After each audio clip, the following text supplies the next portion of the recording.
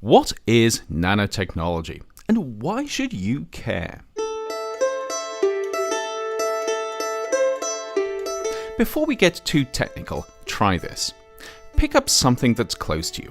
Anything. It might be a glass, or a smartphone, or even a t-shirt. It doesn't really matter what. Now, think about what this thing does well. It could be holding water or chasing Pokemon, or if you're thinking about that t-shirt, making you feel awesome. Then think about what it doesn't do so well, perhaps smashing when you drop it, or running out of power just when you need it, or thinking about that t-shirt still, smelling of BO after you've worn it for a couple of days. It might not be obvious, but all of these things, the good stuff and the bad, depend on the individual atoms that make up the things around us, and importantly, how they're put together. It's a bit like a car working because of how all the individual bits are arranged.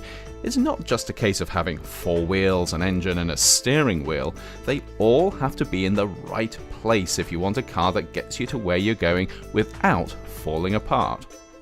Of course, atoms are a bit smaller than the wheels on a car, but the same idea holds.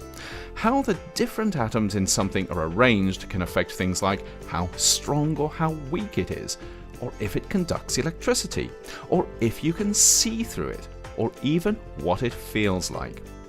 In fact, pretty much anything that the stuff around you does, it does because of how all the different atoms it's made of are put together. And this includes the things that you don't want stuff to do, like breaking, or smelling, or running out of power. If we were really smart, of course, we'd make the stuff around us work better simply by doing a better job of arranging the different atoms it's made of.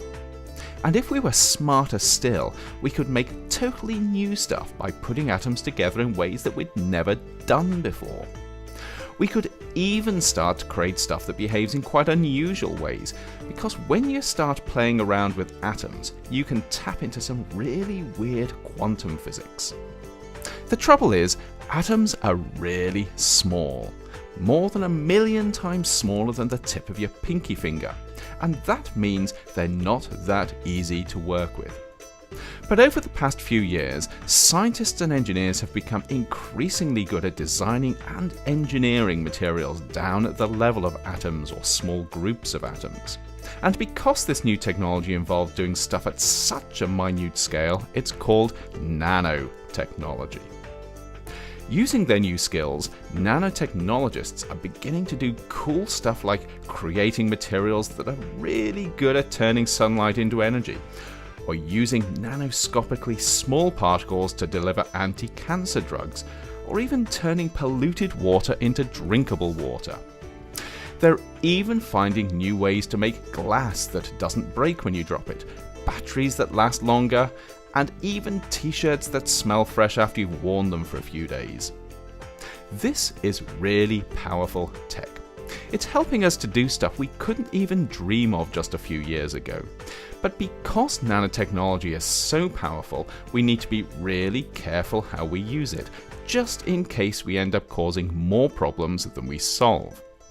The last thing we want is to make better solar cells that also destroy the environment, or design more efficient water filters that just happen to cause more pollution. Because of this, scientists and others are working hard to make sure we develop and use nanotechnology responsibly.